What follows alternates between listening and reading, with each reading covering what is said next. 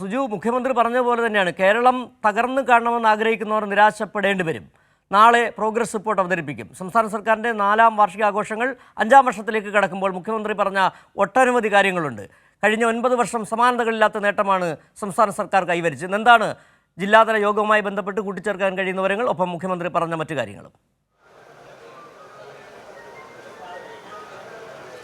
സിജു, ജില്ലാതല യോഗം പുരോഗമിക്കുകയാണ്. ഇപ്പോൾ സംവാദമാണ് നടക്കുന്നത്. ഈ സംവാദത്തിൽ സാധാരണക്കാര ഉൾപ്പെടെയുള്ള ആളുകൾക്ക്, പൗരപ്രമുഖരൊക്കെ തന്നെ മുഖ്യമന്ത്രിയോട് തങ്ങളുടെ സംശയങ്ങൾ അല്ലെങ്കിൽ തങ്ങളുടെ നിവേദനങ്ങളൊക്കെ തന്നെ ഇവിടെ അഭിപ്രായങ്ങൾ അവർക്ക് അറിയിക്കുക എന്നതാണ്. മുഖ്യമന്ത്രി എല്ലാവരുടെയും ചോദ്യങ്ങൾക്കും അല്ലെങ്കിൽ അവർ അറിയിച്ചിരിക്കുന്ന നിലപാടുകൾക്ക് മറുപടി കൃത്യമായി നൽകുകയും ചെയ്യും. അതിനുശേഷം അങ്ങനെയാണ് യോഗം അവസാനിക്കുന്നത്. ഈ യോഗത്തിൽ ഉയരുന്ന നിർദ്ദേശങ്ങൾ കൃത്യമായി തന്നെ അത് സംസ്ഥാന സർക്കാർ അടുത്ത വർഷം നടപ്പാക്കുന്ന പദ്ധതികളിൽ അല്ലെങ്കിൽ അത് നടപ്പാക്കാൻ ശ്രമിക്കുകയും ചെയ്യും. പോരായ്മകൾ ചൂണ്ടിക്കാട്ടുന്നതും പരിഹരിക്കുന്നതിനുള്ള നടപടിയും ഉണ്ടാകുകയാണ്. അത് ഈ യോഗത്തിൽ ഉണ്ടാകുന്ന ഒരു പ്രധാന കാര്യമാണ്. കഴിഞ്ഞ വർഷം ഇത്തരം നടന്ന യോഗങ്ങളിൽ ഉന്നയിച്ച നിർദ്ദേശങ്ങളൊക്കെ പാലിച്ചു അല്ലെങ്കിൽ അതൊക്കെ നടപ്പാക്കിയ അനുഭവങ്ങളും പല ആളുകളും പങ്കുവെക്കുന്നതും നമ്മുടെ മുമ്പിലുണ്ട്. ഇപ്പോൾ ഈ മുഖ്യമന്ത്രി പറഞ്ഞ പ്രധാനപ്പെട്ട 2 കാര്യങ്ങൾ: ഒന്ന്, ജനപങ്കാളിത്തം. ഈ ഇത്തരം സദസ്സുകളിൽ ഉണ്ടാകുന്ന ജനപങ്കാളിത്തം, വൈകിട്ടുണ്ടാകുന്ന LDF റാലിയിലും ഇതെല്ലാം ജനങ്ങൾ സർക്കാരിനൊപ്പം എന്ന് തെളിയിക്കുന്നതാണ്. ഏറ്റവും പ്രധാനപ്പെട്ടത്,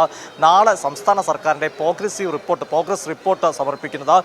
പ്രകടന പത്രികയിലെ വാഗ്ദാനങ്ങൾ ഏതൊക്കെ നടപ്പാക്കിയെന്ന് 2016 അധികാരത്തിൽ സർക്കാർ അത്തരം ഒരു റിപ്പോർട്ട് പുറത്തിറക്കിയിരുന്നു. ഓരോ വർഷവും ഇത്തവണയും 2019 2021 അധികാരത്തിൽ സർക്കാരും അതിൻ്റെ തുടർച്ചയായി ഇപ്പോഴും പ്രോഗ്രസ് റിപ്പോർട്ടുകൾ അവതരിപ്പിക്കുന്നുണ്ട്. അത് ഒരുപക്ഷെ ലോകത്ത് തന്നെ ആദ്യമായിട്ടായിരിക്കും ഒരു സർക്കാർ, ജനാധിപത്യമായി തിരഞ്ഞെടുക്കുന്ന സർക്കാർ, അവർ തിരഞ്ഞെടുപ്പിൽ നൽകിയ വാഗ്ദാനങ്ങൾ പ്രോഗ്രസ് റിപ്പോർട്ടായി പുറത്തിറക്കുന്നത്. അങ്ങനെ നാളെ എന്തൊക്കെ നടപടികൾ പാലിച്ചു അല്ലെങ്കിൽ എന്തൊക്കെ വാഗ്ദാനങ്ങൾ പാലിച്ചു എന്ന് ചൂണ്ടിക്കാട്ടുന്ന റിപ്പോർട്ട് സംസ്ഥാന സർക്കാർ പുറത്തിറക്കും. മാത്രമല്ല, അവശേഷിക്കുന്നതും അടുത്ത 1 വർഷത്തിനുള്ളിൽ നടപ്പാക്കാനുള്ള ശ്രമിക്കുമെന്നും മുഖ്യമന്ത്രി കൃത്യമായി ചൂണ്ടിക്കാട്ടുന്നു. ഇന്ന് ഈ സംവാദ സദസ്സിൽ ജനങ്ങളെ അഭിസംബോധന ചെയ്തപ്പോൾ മുഖ്യമന്ത്രി കൃത്യമായി തന്നെ തൻ്റെ സർക്കാർ ജനങ്ങളുടെ പ്രതിബദ്ധതയോടെ എങ്ങനെ ഇടപെട്ടു എന്ന് ചൂണ്ടിക്കാട്ടി. അതിനോടൊപ്പം തന്നെ ചില ആളുകൾ ഈ ഘട്ടത്തിലും സംസ്ഥാന സർക്കാരിനെ അല്ലെങ്കിൽ സംസ്ഥാനത്തിനെ അപമാനിക്കാൻ ശ്രമിച്ച ചില ആളുകളുണ്ട്. അത് കേരളം കിട്ടാക്കടത്തിൽ, കടക്കെണിയിൽ അങ്ങനെ തുടങ്ങിയ ചില ആരോപണങ്ങൾ, പ്രത്യേകിച്ച് ഇത്തരം ഈ ജില്ലാതല യോഗങ്ങൾ ആരംഭിച്ചപ്പോൾ ചില ആളുകൾ കരിങ്കൊടി കാട്ടി. എന്നാൽ അവർക്കൊക്കെ നിരാശപ്പെടേണ്ട, ജനപങ്കാളിത്തം കൊണ്ട് അത് സാഹചര്യം ഉണ്ടായെന്ന് മുഖ്യമന്ത്രി പറയുകയുണ്ടായി. ഇപ്പോഴും സദസ്സ് പുരോഗമിക്കുകയാണ്. സുജു, ഏതായാലും മുഖ്യമന്ത്രി നേരത്തെ ചൂണ്ടിക്കാട്ടിയ നിരവധി കാര്യങ്ങളുണ്ട്. അതിൽ ഏറ്റവും പ്രധാനം എന്ന് പറഞ്ഞു കഴിഞ്ഞാൽ ഈ പ്രകടന പത്രികയിൽ പറഞ്ഞ കാര്യങ്ങൾ, അതിലും കൂടുതൽ കാര്യങ്ങൾ നടപ്പിലാക്കി. ഇനി വരുന്ന 1 വർഷം പ്രകടന പത്രികയിൽ നടപ്പാക്കാനുള്ള കാര്യങ്ങൾ നടപ്പാക്കുന്നതിനാണ് കൂടുതൽ ശ്രദ്ധ നൽകുക. അങ്ങനെ തന്നെയല്ലേ അദ്ദേഹം ഉദ്ദേശിച്ചത്?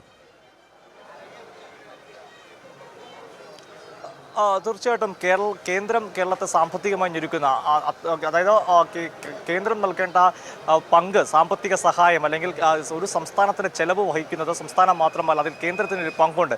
അതൊക്കെ ഗണ്യമായി കുറയ്ക്കുമ്പോഴും സംസ്ഥാന സർക്കാർ അതിനെ അതിജീവിക്കുകയാണ്. ഇപ്പോൾ ചൂണ്ടിക്കാട്ടാൻ സാധിക്കുന്ന പ്രധാനപ്പെട്ട ഇന്ത്യയിലെ ആദ്യത്തെ ഡിജിറ്റൽ യൂണിവേഴ്സിറ്റി, അതുപോലെ ലൈഫ് മിഷൻ വഴി 4.5 ലക്ഷത്തോളം ആളുകൾക്ക് വീട് പൂർത്തീകരിക്കാൻ സാധിച്ചു. അങ്ങനെ ഒട്ടനവധി വികസന പദ്ധതികൾ സംസ്ഥാനത്തിന് എടുത്തു പറയത്തക്കതുണ്ട്. അത് കേരളത്തിൻ്റെ അഭിമാനകരമായ പദ്ധതികളാണ്. അല്ലെങ്കിൽ മാത്രമല്ല, ഇന്ത്യയിൽ ഏറ്റവും കുറവ് ദാരിദ്ര്യമുള്ള സംസ്ഥാനം കേരളമാണ്. ഇത് പൊതുവിപണിയിൽ സംസ്ഥാനം നടത്തിയ ഇടപെടലാണ്. ഇത്തരം ഇടപെടൽ നടത്തുമ്പോഴും കേരളത്തിൻ്റെ ആഭ്യന്തര ഉൽപ്പാദനത്തിൽ വർധനവുണ്ടാകുന്നു, സാമ്പത്തിക നില മെച്ചപ്പെടുത്താൻ സാധിക്കുന്നു എന്നതൊക്കെ മുഖ്യമന്ത്രി കൃത്യമായി ചൂണ്ടിക്കാട്ടി. സാധാരണക്കാരന് ലഭിക്കുന്ന വികസനത്തിൻ്റെ അതിൻ്റെ ഒരു തോത്, അത് വലിയ തരത്തിൽ കേരളത്തിന് അഭിമാനകരമായി മുമ്പോട്ട് വെക്കാൻ സാധിക്കുന്ന പല സൂചികകളും കേരളം.